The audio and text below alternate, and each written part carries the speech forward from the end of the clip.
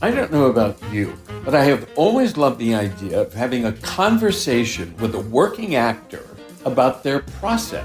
We are starting a series called Conversations on Acting, and some of the actors who've agreed to talk to us are Chris Carmack, Mark Ruffalo, Margot Martindale, Sean Astin, and more. Conversations on Acting is a live conversation with working actors, allowing you to ask them questions. And the way you can participate in these conversations is by signing up for our monthly subscription on our website, idon'tneedanactingclass.com. Welcome to I Don't Need an Acting Class with Milton Justice.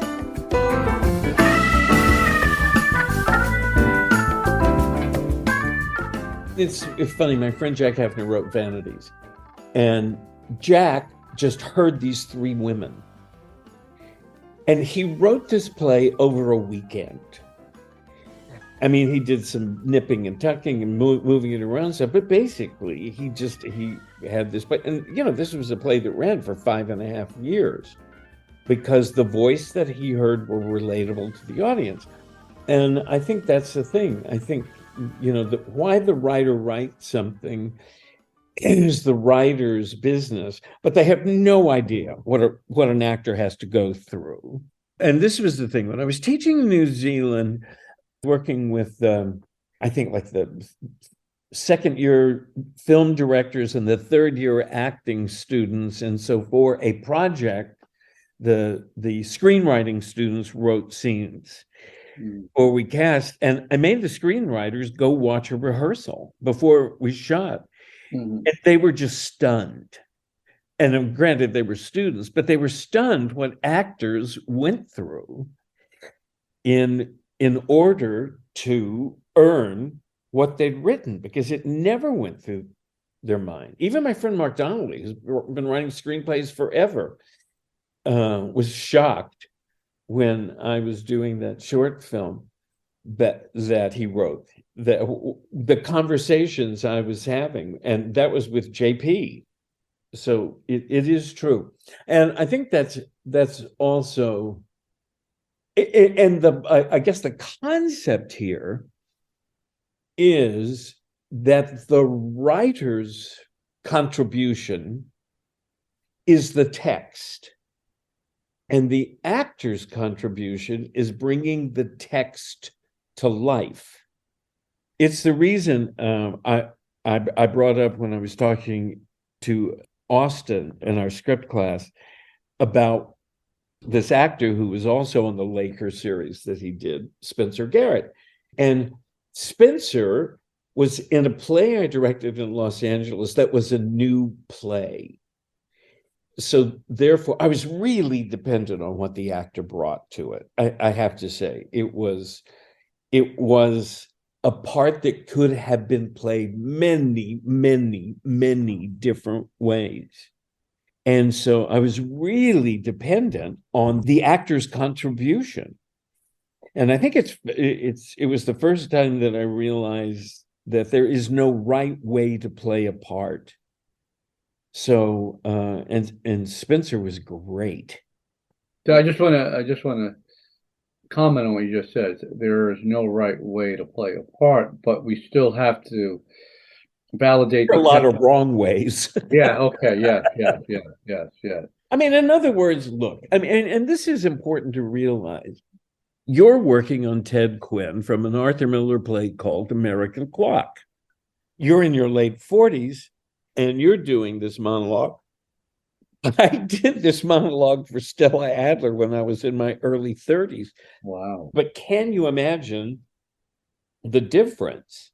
My understanding at that particular age had to do with the importance of the theme. It is what I connected to.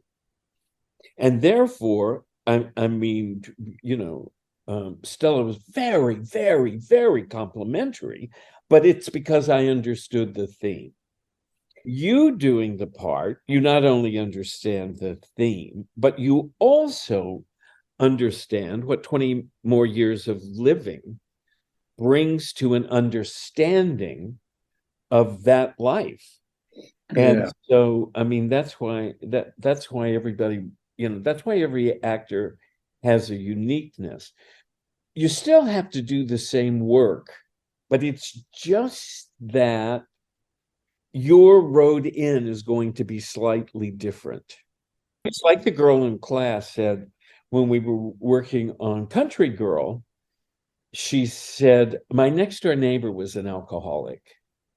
And she said, I can't imagine anybody playing the wife of an alcoholic without knowing what it's like to really know an alcoholic.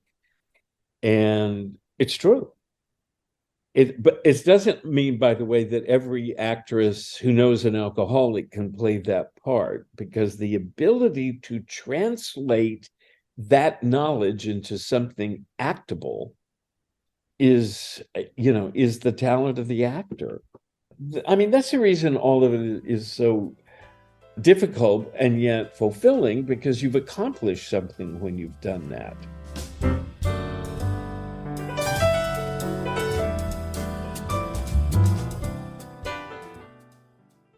What's up, y'all? It's Joe Budden. It's my favorite part of the holidays, Prize Picks, the best place to get real money action while watching your favorite sports. Join now, because this holiday season, Prize Picks is giving millions in player rewards. Download the Prize Picks app today and use code TACKLE and get $50 instantly when you play $5. That's code TACKLE on Prize Picks to get $50 instantly when you play $5. Prize Picks, America's #1 daily fantasy sports app. Must be present in certain states. Visit prizepicks.com for restrictions and details. Let's say the actress makes the choice that she's packing away the suitcase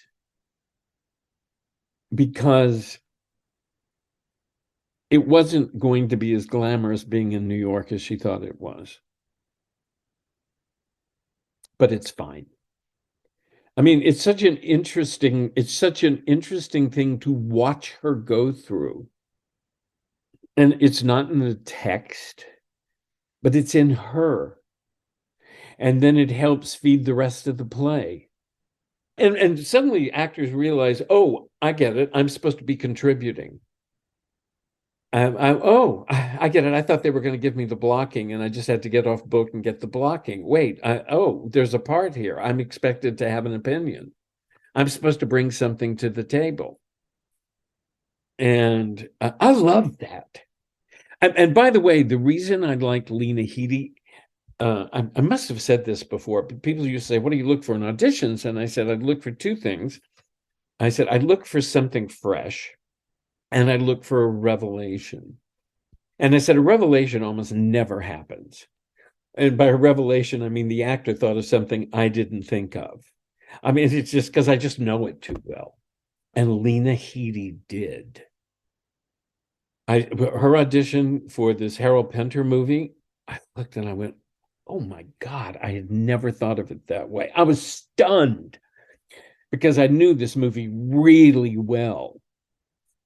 I mean, I knew the movie really well. I talked to Pinter about it. I mean, it's like I really knew this movie. And she came up with something that I'd never thought of. And I went, wow.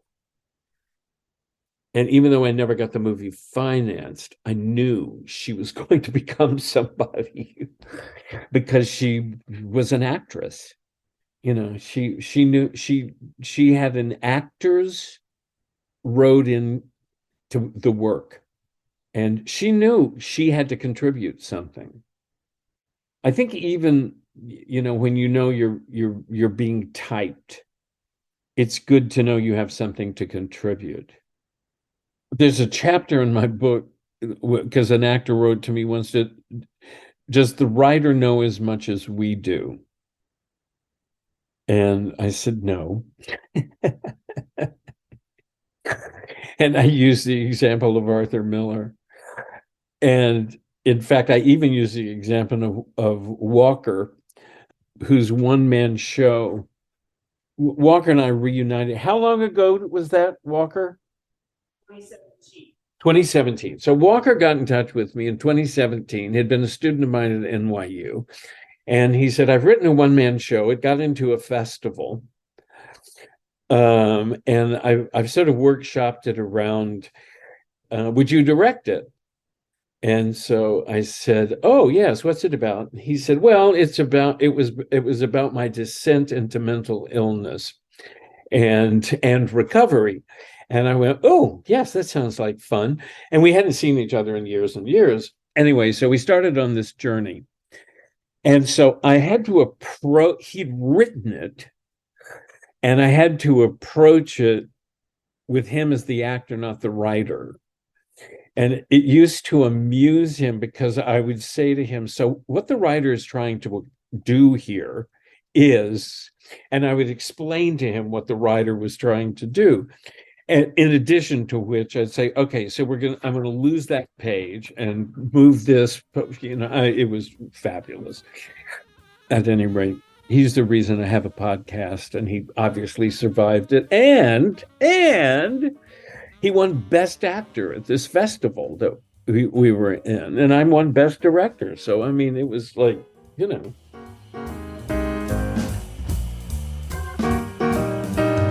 I Don't Need an Acting Class is created and hosted by Milton Justice. Producer is me, Walker Vreeland, and director of online media is Evan Sollers. Music is by Jeffrey Keyser. Please subscribe, rate, and review the podcast. You can find us online, idon'tneedanactingclass.com, and you can continue to send your questions to Milton at questionsformilton@gmail.com. Thank you so much for listening, and we'll see you back here next week.